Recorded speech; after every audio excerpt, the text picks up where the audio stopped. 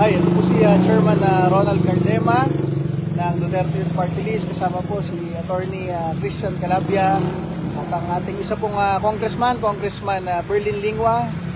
At tayo po nag-file ng petition for mandamus dito po sa Supreme Court ngayon. Bakit po mandamus?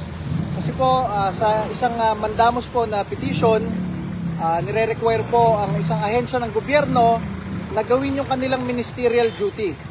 Dahil ang pag-release po ng Certificate of Proclamation ay ministerial duty lang po. Trabaho po ng COMELEC na mag-supervise sa eleksyon, magbilang ng boto, at dahil po sa botong yon, kung panalo, ibigay po ang Certificate of Proclamation. Parang kapag kayo po ay nagtapos ng kolehiyo, kailangan po ibigay yung diploma ninyo dahil natapos po ninyo. Kapag po kayo pinanganak, kailangan po ibigay ang inyong birth certificate. Pag po kayo namatay, kailangan ibigay ang inyong death certificate. Dito po, pag po tayo ay nanalo at nanalo naman po tayo ng napakalaking boto, kailangan po ibigay yung Certificate of Proclamation dahil duly elected po ang inyong Duterte Youth Party List. Ang inyong Duterte Youth Party List po ay nakakuha ng 2.3 million na boto.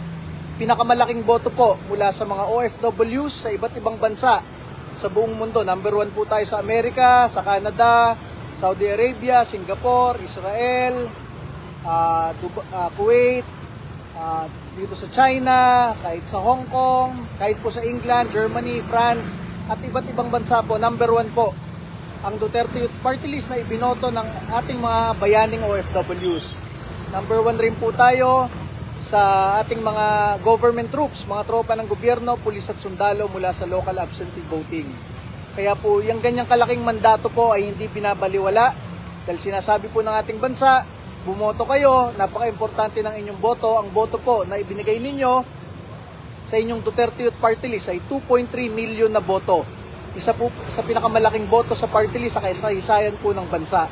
Kaya dapat po natin ipaglaban ang boto ninyo at tayo po ay makaupo at ang inyong tatlong congressman, Congresswoman Drixie galing pong UP, Congressman Berlin galing PNPA at Congressman Ron galing pong PMA, mga leader kabataan, pinag-aral po ninyo sa UP, PMA at PNPA, edad 26 lang po, batang-bata po, at handa pong maglingkod po sa inyo.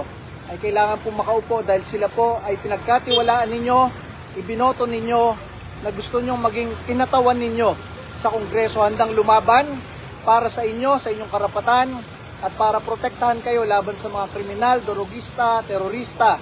Dahil tayo lang po, Duterte Youth Party List, ang lumalaban at nagbabalik ng death penalty po para sa kanila. Muli po, Chairman Ronald Cardema po, Attorney Christian Calabia po at Congressman Berlin Lingwa po ng Duterte Youth Party List. Maraming salamat po.